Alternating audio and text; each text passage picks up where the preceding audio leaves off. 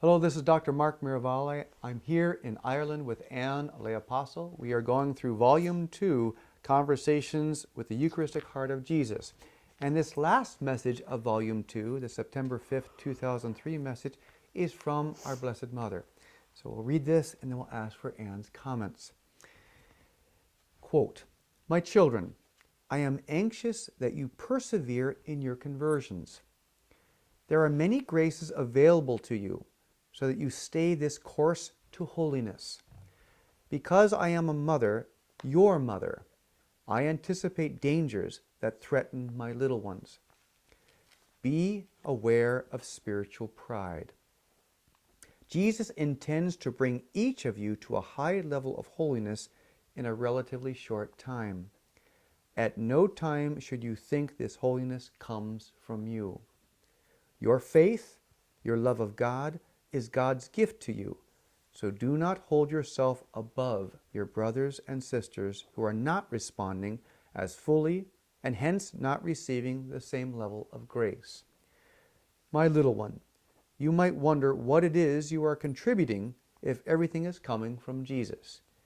You are contributing your free will. You are contributing your time on earth. You are giving Jesus your heart and saying, yes, Jesus, I want to be a saint. Truly, little child of my heart, Jesus can do anything with a soul such as yours, who has made a decision for heaven. Consider yourself now a soldier in the army of light. I anoint you as such, and you work only for goodness. Prayer is your weapon, and you are armed with the holiness acquired through your obedience. No evil can prevail against you. Such is the power you wield with Jesus as your leader. Fear nothing. We are with you. Be available to accept your direction through prayer, so that as times change, we can instruct you in everything. We are always available to you. I bless you now and entrust you to my Son, Jesus Christ. Serve him faithfully, and you will know heaven. How your loyalty will be rewarded. Truly, children, you will be overwhelmed with happiness. We have every answer, so bring every trouble to us. I am with you and seek to help you as a mother helps her children through difficult times. When you need me, dear ones, I will be there with additional guidance for your time." And your thoughts on this last message from Our Lady? Well, Our Lady, like any mother, she says, I'm anxious that you persevere in your conversions. And every mother feels that kind of anxiousness. Oh, I hope now you do well, or I hope you'll do the right thing, and persevering in our conversions. I think that's what we need to talk about. We're given, the Lord bathes us in grace, and somehow we then alter, we then go on in a firmer way, a stronger way. You know what I'm saying? We strike out on a path with great determination. But we have to keep moving. And that's what Our Lady's worried about. She's worried about us persevering in this conversion. Now she says, I anticipate dangers.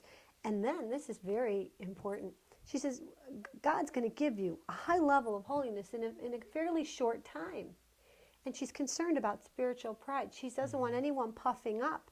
And puffing up about how holy you are is kind of the opposite, really, of being holy. It's going to be a problem. So she warns us about this. She says that the great faith you're going to have, the love of God, is God's gift to you. He gave it to you. You can't brag about it. It would be like someone handing me a present, and then me saying, aren't I wonderful because I have this present. Right. It was a gift. Well, she notes, at no time should you think this holiness comes from you. Right. And immediately there's that tendency to compare. There's that kind of fallen natural tendency for competition and comparison, when we have no basis to judge even ourselves, let alone anybody else's response. It reminds me so much of a message from Blessed Damien in the volume 7, where he says, if you puff up with every great work I lead you to, Jesus says, I can't keep using you. I can't give you the great works. Exactly. Yeah. I have to give you little silly stuff or smaller tasks that won't make you puff up. I knew a woman one time who was dying, and I loved her.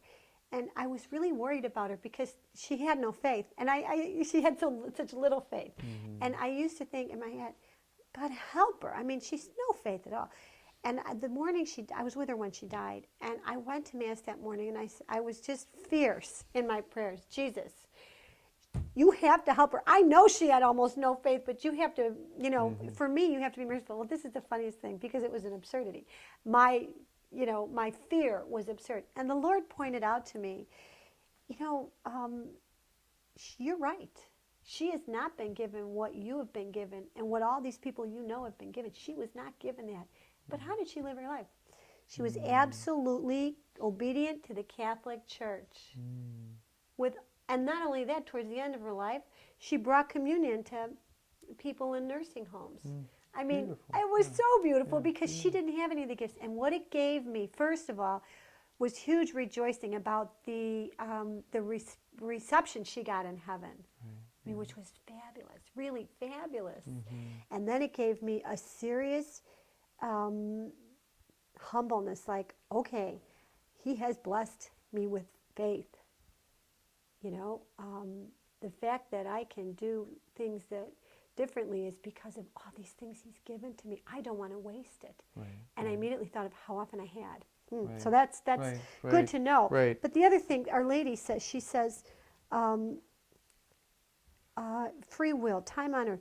Give your heart. What do we contribute, she says, to this? You might say, okay, the holiness doesn't come from you. What do you contribute? She says, you contribute your free will, you contribute your time on earth, and you really contribute your heart to Jesus. That's what we bring. We bring our willingness and our commitment. She says, Jesus can do anything with his soul who has made a decision for heaven. Yeah, it's really that yes. It's like Our Lady's fiat, right? It's the yes that brings the Savior into the world. We have our own yes that brings the Savior into our hearts and allows us to live this life, to mirror him and in some small way to bring people the face of Christ. She talks beautifully about become a soldier of the light. Yes. And that has a kind of a military mode to it. Tell me about that. She says, you're called to be a soldier, and what prayer is your weapon? What it is a call to arms, the arms being prayer.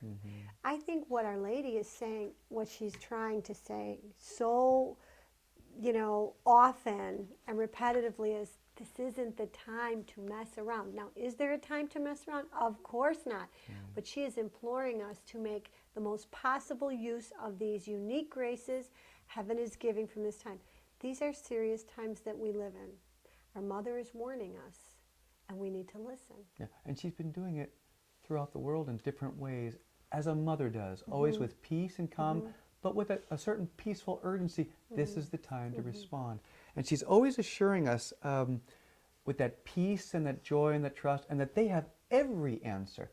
For whatever question we have, they have the answer. So it's a fundamental thing that we're called to go to them with this, with the needs of our vocation, with anything from marriage to children to work to every dimension. They have every answer. I remember once getting an awareness of this only through saying it to someone else. They were giving me a situation that was difficult. They said, well, there's a right way to handle it. There has to be. There's a heaven has a way they want you to respond. So let's just get quiet and figure that out. Heaven has the answers for everything. Yeah. Even in difficult times. So with little things or with personal things or with global things. It's a peace knowing they have the answer and they've called us to serve, and they'll be with us in this service. We'll never be abandoned. Thank you, Anne.